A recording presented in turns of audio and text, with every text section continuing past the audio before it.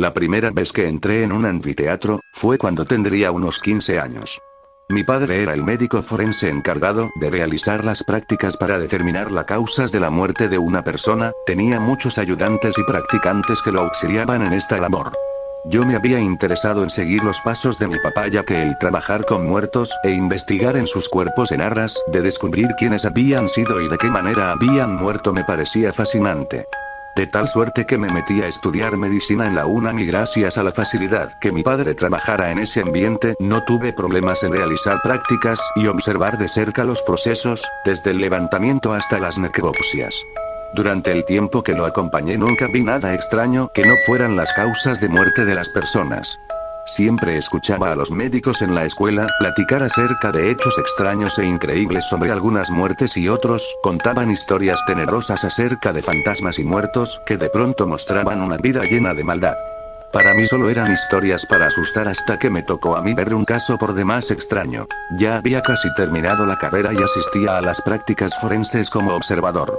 En ese entonces la sala de necropsia y la morgue donde laboraba mi papá eran muy antiguas y con pocos recursos. Al estar en un edificio viejo, la humedad y el olor a formaldehído te inundaban la nariz, era quemante y nauseabundo al principio. Pero con el tiempo te acostumbrabas a ese olor, aunque de pronto se percibiera un sutil aroma a putrefacción proveniente de los cadáveres que se almacenaban en la morgue. Había dos estaciones de trabajo muy viejas, las mesas donde depositabas los cadáveres para disección eran de concreto forradas con azulejo, las juntas ennegrecidas indicaban que muchas personas muertas habían descansado ahí. Aunque todo era muy austero, mi padre me decía que era lo mejor para aprender. Quizá a mí me tocaría una sala moderna. Pero en tanto eso sucedía había que trabajar con lo que se tenía. Había otra sala que no conocía paralela a esa y que utilizaban para las necropsias de alto riesgo o cadáveres en estado de putrefacción avanzada. Nunca me tocó ver una hasta una tarde que regresaba de la facultad y como era costumbre me dirigí al trabajo de mi padre. En esa ocasión vi a un médico toxicológico que no conocía, a mi papá y un médico legista que se preparaban poniéndose las calzas. La sala de necropsias riesgosas estaba abierta y la mesa de trabajo dispuesta. De igual forma todo el equipo se veía muy viejo y rudimentario. En la estación, que también era de cemento y mosaico blanco, estaba lo que parecía ser un cadáver, cubierto con una sábana azul. Lo miraba atento cuando mi papá me dice: prepárate, vas a ver algo nuevo hoy. Así lo hice, me puse la vestimenta y entré en la sala, en ella había un par de gavetas para los cadáveres y una estaba abierta. Supongo que había sido ocupada por el cadáver de aquel hombre. Al quitar la sábana una oleada de hedor a muerte me invadió, el aspecto del cadáver era aún más perturbador, se notaba que tenía días de muerto, la piel estaba ennegrecida de pies y manos y en algunas partes se había desprendido por la necrosis. Pero el rostro era lo peor, no tenía.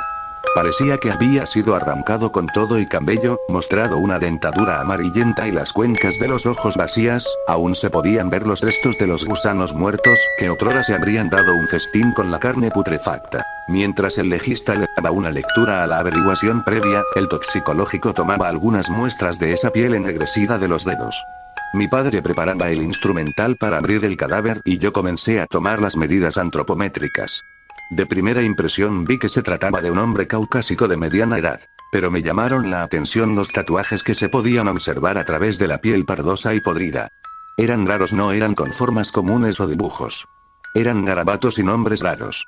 Aunque mucho después de esa experiencia me di a la tarea de investigar y supe que era Transitus fluvium abecedario para entender los símbolos salomónicos y sellos para demonios. Estaban en pecho, brazos y piernas, suponía que en espalda también habría algo interesante. Pero yo no podía voltear el cadáver. El toxicológico terminó de tomar muestras y salió del recinto. El legista comentó que se encontró el cadáver en su casa luego de muchos días, habríamos de determinar cuántos. Las circunstancias extrañas de su muerte no eran determinadas en el reporte, algo extraño. El legista salió de igual forma e iría a pedir el expediente médico del muerto.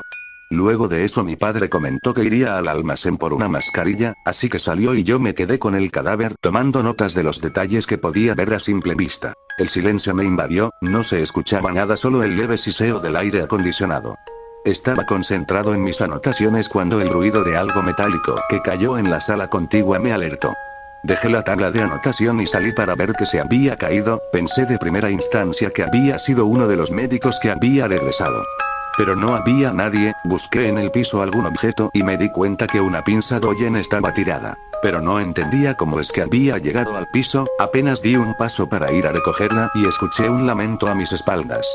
Mi cuerpo se paralizó por completo al escuchar que una persona emitía un quejido escalofriante. Mi mente se bloqueó al igual que mis piernas y una corriente eléctrica me recorrió la de pies a cabeza.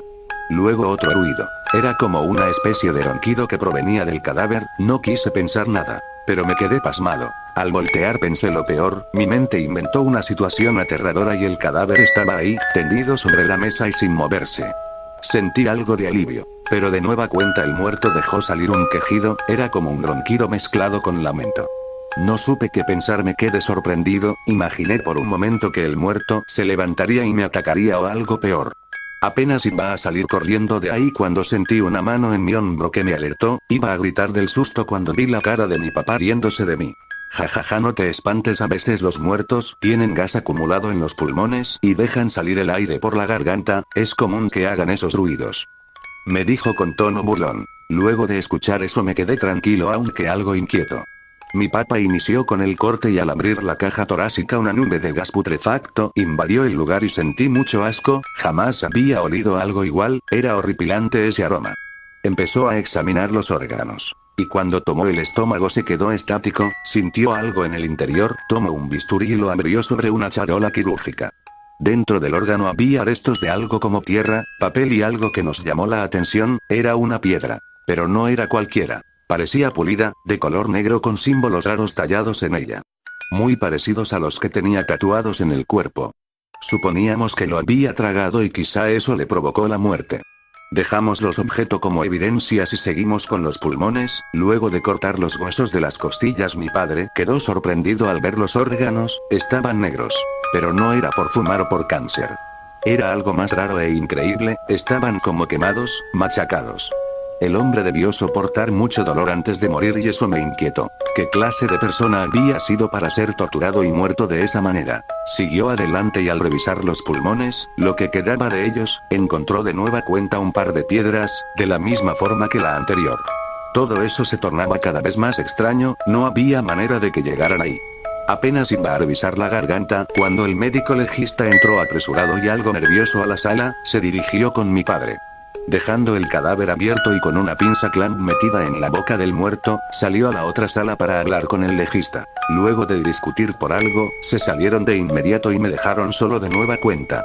Quise salir y así lo hice, no quería estar ni por un segundo solo con ese cadáver siniestro. Dejé todo y me dirigí a la salida. Pero sucedió lo impensable.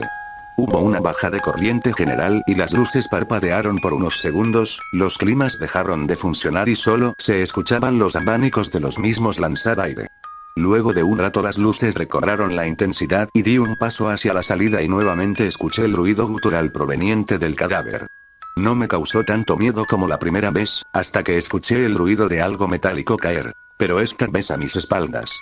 Aquel sonido me hizo estremecer de sobremanera y pensando en todas las posibilidades, mi mente intentó justificar el hecho de que era imposible que la pinza clamp se cayera estando dentro de la boca del cadáver. Sin pensar volteé esperando ver lo peor. Sentí un golpe de miedo recorrer mi cuerpo y la temperatura dio un bajón de inmediato haciéndome sentir escalofríos. Pero no era probable, los climas no estaban funcionando.